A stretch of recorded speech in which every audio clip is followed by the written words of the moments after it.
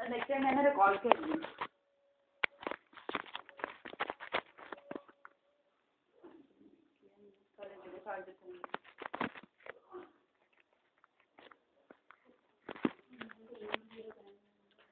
Bismillahirrahmanirrahim. Today we are going to start novel Portrait of an Artist as a Young Man.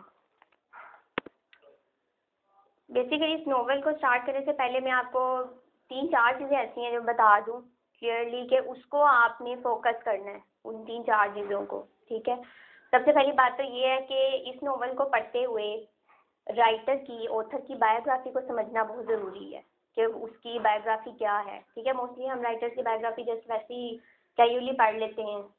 ठीक है, लेकिन ये novel जो है ये बेसिकली ऑटोबायोग्राफिकल नोवेल है, सेमी ऑटोबायोग्राफिकल नोवेल है।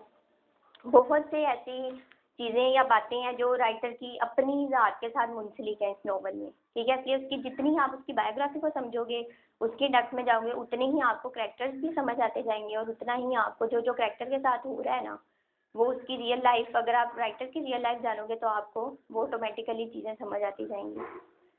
ठीक है, एक तो बायोग्राफी को समझना। सेकेंड चीज़ है कि what is stream of consciousness. Stream of consciousness है क्या?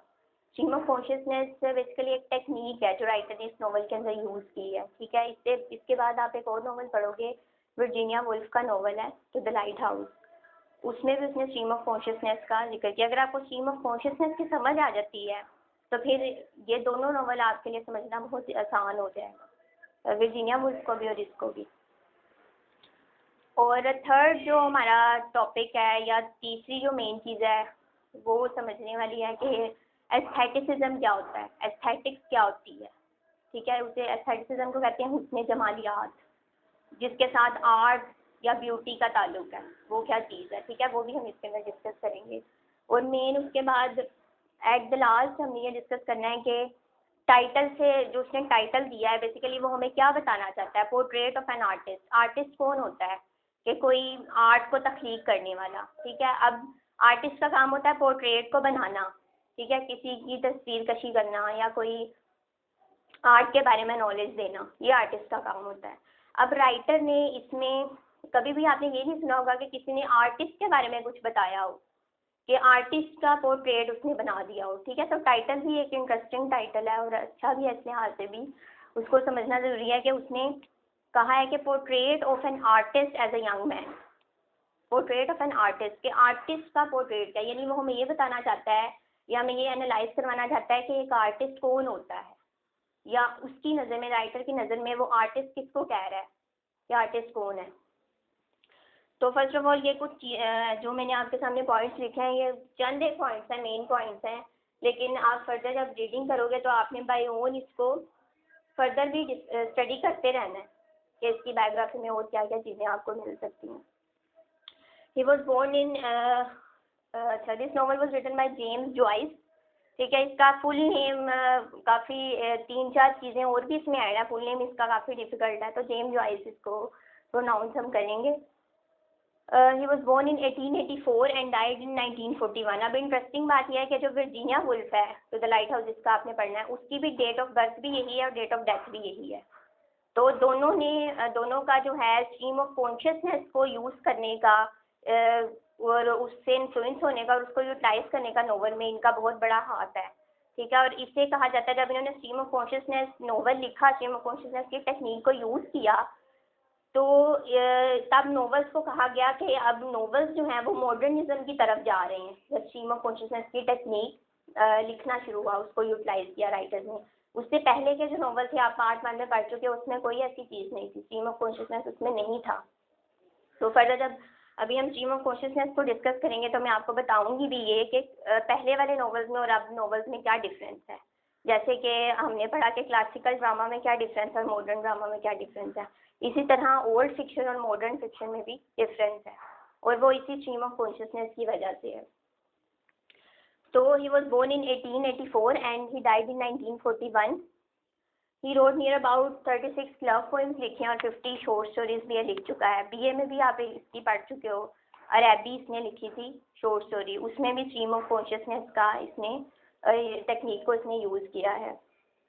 He got fame into the use of stream of consciousness in his novels अपने नॉवेल्स में स्ट्रीम ऑफ कॉन्शियसनेस का यूज़ करता है, इस वजह से इसको फेम भी मिली। यूलाइसिस जो है ये portrait of an artist as a young man से पहले इसका ये नॉवल आया था यूलाइसिस। इसमें भी इसने स्ट्रीम ऑफ कॉन्शियसनेस की टेक्निक को बहुत हद तक इस्तेमाल किया था, जिसकी वजह से इसको बहुत ज़्यादा फेम मिली थी। और उसके बाद फिर इसने portrait of an artist as a young man लिखा, जो कि इसकी अपनी ही लाइफ को, अपनी ही इनर सेल्फ को, अपनी थिंकिंग को, अपनी लाइफ के एक्सपीरियंसेस को शो करता है ये novel portrait of an artist. Next, अपनी पूरी लाइफ में ये अल्कोहलिज्म कहते हैं कि एक ऐसे शख्स को अल्कोहलिज्म उस शख्स के लिए यूज़ होता है, उस शख्स के लिए यूज़ होता है जो अपनी लाइफ में बहुत ज़्यादा वाइन पीने का शिकार हो चुका हो, बहुत ज़्यादा वो शराब में धुत रहता हो, शराब का बहुत ज़्यादा वो शौकीन हो चुका हो, तो उसके लिए टर्म यूज़ की जाती है। डिप्रेशन का ये बहुत ज़्यादा शिकार है अपनी लाइफ में, पॉवर्टी का। अब ये सारी चीज़ें जो अब हम डिस्कस कर रहे हैं, ये करेक्टर है एक स्टीफन, उसका नाम है, जिसको उसने यूज़ किया है अपने नॉवल में।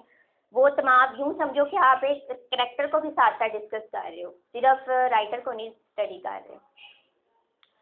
तो पॉवर्टी का, अपनी फाइनेंशियल क्राइसिस की वजह से ये पॉवर्टी का बहुत ज़्यादा शिकार है। इसका जो बाप था वो सिंगर था, लेकिन वो भी बहुत ज़्यादा पार्टीज़ में जाना और इस तरह की चीज़ों में इन्वॉल्व रहता था, तो उसकी वजह से वो फाइनेंशियल हवाले से कोई सपोर्ट नहीं अपने घर को उसने दी, तो इस वजह से उसका घर जो था वो पॉवर्टी का शिकार रहा है।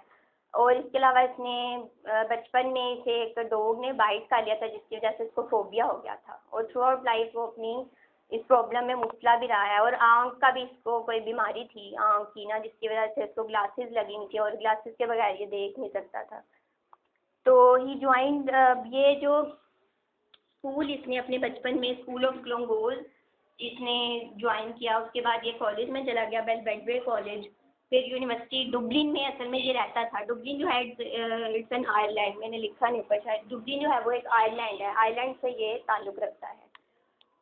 तो वहाँ पे इसने यूनिवर्सिटी में दाखिला लिया और अपनी इसने ग्रेजुएशन कंप्लीट की इन 3 जगहों पे स्टडी करते हुए। और मॉडर्न लैंग्वेजेस में इसको इंटरेस्ट था काफ़ी, नई नई लैंग्वेजेस सीखने में, संस्कृत जैसे इसने सीखी है, अरबिक, मुख्तलिफ लैंग्वेजेस इसने सीखी, और लिटरेचर के लिए भी ये पैशन रखता था, ठीक है, तो उसने इस फील्ड में भी काम किया था। तो दैट वाज हिज बायोग्राफी। अब एक इंटरेस्टिंग बात इसके अंदर ये है कि जब उसने कहा है कि पोर्ट्रेट ऑफ एन आर्टिस्ट वो दिखा रहा है, तो असल में अब बस एक बात सिंपल सी याद रख लो कि इस नॉवल के ज़रिए जब वो ये कह रहा है कि मैं एक आर्टिस्ट का पोर्ट्रेट आपके सामने प्रेजेंट करना चाह रहा हूँ, तो सिंपल सी आप ये बात ज़हन में रख लो कि वो ये कहना चाहता है या ये बताना चाहता है कि मैं खुद अपनी जो मेरी ज़ात है, मेरी जो इनर सेल्फ है, मैंने अपने आप को एक आर्टिस्ट कैसे तस्वुर कर लिया, या मैं अपने आप को एक आर्टिस्ट कैसे फील करने लगा, या मैं किस तरह से आर्टिस्ट बन गया, ठीक है। उसकी वो रीज़न ये बताता है कि मैंने अपनी लाइफ में बहुत से एक्सपीरियंसेस गेन किए, जेम्स जॉइस, ठीक है।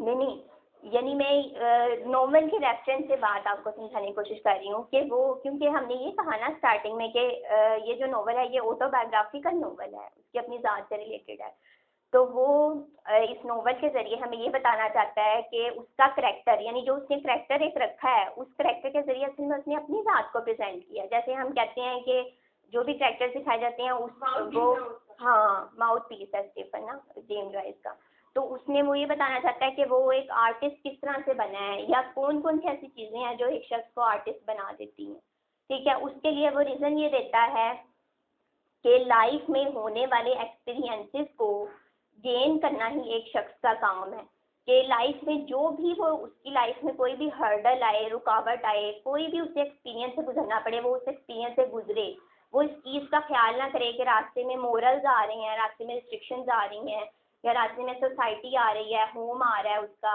या उसकी नेशनैलिटी आ रही है। ये तमाम चीज़ों को निगलेक्ट करके वो अपनी इनर सेल्फ को, जो शख्स प्रेफर करता है या इनर सेल्फ के मुताबिक जो शख्स को ऑपरेट करके आगे चलता है, हाँ, एक्सपीरियंसेस को गेन करते हुए अपनी जो ज़ात को प्रेफर करता है, तो वो ही एक आर्टिस्ट है, ठीक है। और वो आर्टिस्ट कब बनता है, जब वो आर्ट और ब्यूटी को प्रेफर करेगा, यानी जब हम अपनी ही ज़ात के बारे में अगर से सोचना शुरू कर दें कि हमारी इनर डिज़ायर्स क्या हैं, हम अंदरूनी तौर पे क्या सोचते हैं। आपको पता है हमारी अंदर की जो ज़िंदगी, अंदर की जो हमारी एक लाइफ है, वो एक अलग लाइफ है जो हमारे जहन में चलती है, जो हमारी इनर सेल्फ में चलती है। जो आउटर लाइफ है, आउटर लाइफ के साथ हम किसी और तरह से ट्रीट करते हैं। हमें पता है कि हमने मोरल्स के साथ फाइट करनी है, हमने रिस्ट्रिक्शंस के साथ, सोसाइटी के साथ फाइट करनी है। तो उसने कहा है कि अगर आप रिस्ट्रिक्शंस को निगलेक्ट करोगे, मोरल्स को निगलेक्ट करके अपनी ज़ात को फोकस दोगे, तो फिर ऐसा शख्स जो है वो एक आर्टिस्ट बन सकता है। और उसी को उसने फिर अपने उस करैक्टर के थ्रू बताया। तो दैट वाज हिज बायोग्राफी। अब हम बात कर लेते हैं कि what is stream of consciousness, क्या होता है। इसको तो थोड़ी देर के लिए आप बंद कर दें।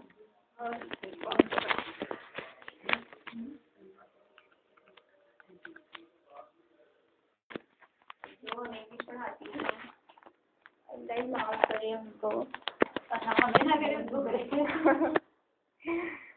उनको अलिफ बे भी नहीं बताती, यकीन करो इंग्लिश की। 35 to 36 एज की वो खातून होंगी। स्टाइल उनका देख लो, बालों का, उनका चलना देख लो, उनके कपड़े देख लो। गाड़ी पे वो आती हैं और आके बैठती हैं। अच्छा ये स्टूडेंट खड़ा हो जाए, रीडिंग कर ली है, ठीक है, महीना गुजर गया, 2 महीने गुजर गए, 4 महीने गुजर गए, वो फ्री हैं, वो कमा रही हैं। तो कहाँ से पैसे किया हुआ, लेकिन वो इधर से पास कॉलेज से। आप किसी भी कॉलेज में चले जाओ, आप किसी भी कॉलेज में चले, एटलीस्ट हमने इतना कुछ अगर पढ़ लिया, लिटरेचर पढ़ लिया, हम लोग जो लोग हैं, कम से कम हमारे अंदर पैशन तो है कि हम कहीं पढ़ाएंगे तो हमें पढ़ाया ना, इतना गंदा बंदा खुद को तो सेटिस्फाई फील करे। तो ना मतलब उस बंदे ने भी हमने इंग्लिश किया हुआ था, पर उसने जो किया हुआ था फेल किया। मतलब ये कहती है हमें कुछ नहीं पढ़ाया। आप जिस तरह से पढ़े तो लगता है सर पढ़ा है, बस ठीक है तुम्हारा काम है, तुम आगे भी प्रोनाउंस करो, ये तुम्हारा बस यही है। आप चाहे प्रैक्टिकल लाइफ में जाओ, चाहे आप घर बैठ के बस पढ़ाओ, लेकिन बस आपके अंदर एक पैशन होना चाहिए। आपको ये यकीन होना चाहिए कि मैं जो भी कमा रहा हूँ मेरी हक हलाल की है। अच्छा जी, नाउ अब हम डिस्कस करने वाले हैं कि what is stream of consciousness. कि स्ट्रीम ऑफ कॉन्शियसनेस जो है वो क्या चीज़ है। मैंने यहाँ पे आपके सामने 3 किस्म के एरो बनाए हैं। अब ये मेरा अपना व्यू है कि स्ट्रीम ऑफ कॉन्शियसनेस ये हो सकता है, क्योंकि हमने सिर्फ स्ट्रीम ऑफ कॉन्शियसनेस को डिस्कस करते हुए चीज़ों को सिर्फ हमने कंसिडर करना है कि ये है क्या, जहाँ तक हमारी सोच जाती है, ठीक है। अब लिटरेरी टर्म में ये कहा जाता है कि स्ट्रीम ऑफ कॉन्शियसनेस जो है वो रैंडम फ्लो ऑफ थॉट है, ठीक है, यानी कि हमारे जहन में आने वाली सोचों का बहाव है, इसका नाम है स्ट्रीम ऑफ कॉन्शियसनेस। स्ट्रीम का मतलब क्या हुआ कि नदी, ठीक है। उससे पहले सॉरी मुझे ये बात करनी चाहिए, मैंने यहाँ पे 2 चीज़ें लिखी हैं, एक है कॉन्शियस और एक है कॉन्शियस, ठीक है। इसका आप डिफरेंस माइंड में बिठा लो। कॉन्शियस जो होता है उसको हम कहते हैं ज़मीर, ठीक है, कि हम अक्सर फील करते हैं, हम कहते हैं यार मेरा ज़मीर तो ये काम करने को गवारा नहीं करता कि मैं ऐसा करूँ, ठीक है। हम अक्सर ऐसा वर्ड बोलते हैं ना, यानी कि हमें ये पता, हम ऐसा क्यों कहते हैं, मोरल्स की वजह से, रिस्ट्रिक्शंस की वजह से, अपनी सोसाइटी की वजह से, जहाँ पे हम सराउंडिंग्स में रह रहे हैं उसकी वजह से हम कहते हैं ये चीज़ गलत है और ये चीज़ ठीक है हमारे लिए, ठीक है। तो वो होता है कॉन्शियस, उसका ताल्लुक हमारे ज़मीर के साथ है, हमारी ज़ात के साथ है और हमारी सराउंडिंग्स के साथ है। लेकिन जो कॉन्शियस है उसका मतलब है खुद आगाही, अपने आप को जानना या अपने आप को समझने की सलाहियत होना। इसका ताल्लुक हमारे ब्रेन के साथ है, हमारे माइंड के साथ है। हमारे माइंड में जो कुछ भी है, हमारी जो सोचें हैं, हमारी जो डिज़ायर्स हैं, उनके साथ इनका ताल्लुक है, जो हमारे यहाँ पे जो चीज़ें मौजूद हैं, ठीक है। अब फर्स्ट मैंने लिखा है कि स्ट्रीम का मतलब क्या हुआ कि नदी, ठीक है। स्ट्रीम ऑफ कॉन्शियसनेस यानी हमारे जहन में आने वाली जितनी भी तमाम तर सोचें होती हैं, उनके बहाव जो होता है, उनका जो बहाव होता है उसका नाम, हमने उसको नाम दे दिया है कि स्ट्रीम ऑफ कॉन्शियसनेस, ठीक है। चलो अगर मैं कहूँ आपको इतनी बात मेरी समझ में नहीं आई, तो आपने साइकोलॉजी का तो नाम सुना हुआ है ना, साइकोलॉजी की टर्म सुनी हुई है, साइकेट्रिस्ट का नाम भी सुना हुआ है, ठीक है। तो आप यूँ समझ लो कि स्ट्रीम ऑफ कॉन्शियसनेस का ताल्लुक कहीं ना हमारी साइकी के साथ जुड़ता है, क्योंकि स्ट्रीम ऑफ कॉन्शियसनेस का ताल्लुक हमारे दिमाग से हो गया, ठीक है। दिमाग में आने वाली सोचों का बहाव, अब हम सोचेंगे अच्छा दिमाग में आने वाली सोचों का बहाव है स्ट्रीम ऑफ कॉन्शियसनेस, इसका मतलब कि कहीं ना कहीं इसका ताल्लुक हमारी साइकी के साथ हो सकता है। अब फर्स्ट मैंने लिखा है कि स्ट्रीम ऑफ कॉन्शियसनेस को हमने नाम दे दिया रैंडम फ्लो ऑफ थॉट, ये लिटरेचर हमें कहता है, ये जो लिटरेरी जो लोग गुजरे हैं ना, इंग्लिश पीपल जो गुजरे हैं, उन्होंने कहा है कि स्ट्रीम ऑफ कॉन्शियसनेस जो है वो एक रैंडम फ्लो ऑफ थॉट है, हमारे जहन में आने वाली सोचों का एक बहाव है। ठीक है, इसकी बात इसको मैं अभी डिटेल करूँगी। दूसरा मैंने लिख दिया कि हो सकता है कि ये कोई वेव हो, ठीक है, कोई लहर है जो हमारे दिमाग के ऊपर शायद ठहरी हुई है या हमारे जिस्म के किसी और हिस्से में ठहरी हुई है। ठीक है, जिस तरह सारे अक्सर एग्जांपल देते हैं कि सिम के ऊपर की वेव ठहरी हुई है, उससे काम कर रहा है मोबाइल। ठीक है, उसकी बाकी चीज़ें पुर्जे कुछ भी नहीं है। अगर आपके सामने लैपटॉप रख दिया जाए, ठीक है, और कहा जाए कि हम कहेंगे लैपटॉप क्यों चल रहा है, किससे चल रहा है, ठीक है, आप कहोगे इलेक्ट्रिसिटी से चल रहा है, तो मैं ये कहूँगी कि इलेक्ट्रिसिटी से नहीं चल रहा। वो जब आपने इलेक्ट्रिसिटी लगाई है वो तो सिर्फ एक जरिया है, उसके बाद उसके अंदर जो वेव्स खड़ी हुई हैं, वेव्स बनी हैं, उनकी वजह से आपकी स्क्रीन ग्लो कर रही है और आपको सारी चीज़ें दिखाई दे रही हैं। ठीक है, तो स्ट्रीम ऑफ कॉन्शियसनेस भी इसी तरह की एक चीज़ है कि हमारी बॉडी जो है वो एक स्टैचू है या वो एक फ्रेम है। ठीक है, उसके अंदर असल में हम जो काम कर रहे हैं, हाँ, उसके असल में जो हम काम कर रहे हैं, हमारा सोचना, हमारा एक्ट करना, हमारा महसूस करना, सूंघना, जितनी सेंसेस हमारे अंदर हैं, वो हमें कौन बता रहा है? हमें कौन बता, हमें ज़हन बता रहा है ना, क्योंकि हमारे ऊपर एक कोई वेव मौजूद है या कोई चीज़ ऐसी मौजूद है जो हमें बार बार ये बताती है कि हाँ तुम जिंदा हो, तुम महसूस कर सकते हो, देख सकते हो, सूंघ सकते हो। ठीक है, ये तमाम चीज़ें, तो ये कोई लहर हो सकती है, या फिर ये जिसे हम रिलीजियस पीपल, मुसलमान, हम कहते हैं कि हमारे अंदर एक रूह होती है। ठीक है, जो निकल जाए तो बॉडी जो है वो ख़त्म है, डेड है। ठीक है, या फिर ये कोई साउल हो सकती है। अब साउल या रूह का कॉन्सेप्ट हमें हमारे रिलीजन ने दिया है, या हम उसको रूह का नाम दे देते। कौन जानता है कि वो रूह है? कोई जानता है कि वो रूह है? वो रूह है, वो वेव है, वो स्ट्रीम ऑफ कॉन्शियसनेस ख़त्म होना है, या वो रैंडम फ्लो ऑफ थॉट थी जो हमारे दिमाग के ऊपर ठहरी हुई थी या जिसम के किसी और पार्ट पर ठहरी थी, वो ख़त्म होगी तो बंदा ख़त्म हो गया। ठीक है, तो ये तमाम चीज़ों का ताल्लुक, स्ट्रीम ऑफ कॉन्शियसनेस का ताल्लुक इन्हीं तमाम चीज़ों के अराउंड रिवॉल्व करता है। अब इसकी एग्जांपल, चलो ये आपको मैंने एक थोड़ी सी हिंट दे दिया, ठीक है, डेफिनेशन उसकी कर दी कि स्ट्रीम ऑफ कॉन्शियसनेस आप एज्यूम कर सकते हो कि ये हो सकता है। अब क्योंकि हम लिटरेचर पढ़े हैं और हमने इसको लिटरेरी टर्म्स में तक ही महदूद रखना है, उसके तहत ही हमने इसको लेके चलना है, तो हम ये कंसिडर कर लेते हैं कि ये रैंडम फ्लो ऑफ थॉट है। ठीक है, क्योंकि इसी के अंडर है कि हमने नॉवल को भी डिस्कस करना है।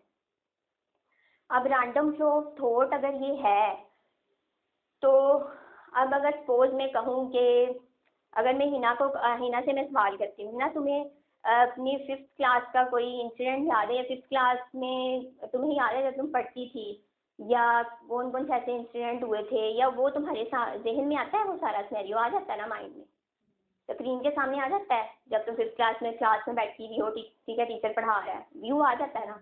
ठीक है, जैसे मैं, हाँ, अगर मैं सिद्रा से पूछ लूँ कि आपको भी अपना एफए का या 2 क्लास का, 5th क्लास का, 6th क्लास का आपको भी सिनेरियो याद होगा, ठीक है, या आप कहीं सैर पे गए थे, कोई भी आप इंसिडेंट, आप फौरन से अपने माइंड में वो व्यू ले आते हो ना। इससे शादी में मुझको और ज़्यादा याद। अच्छा, अब अगर मैं आपको ये कहूँ कि आपने फ्यूचर के बारे में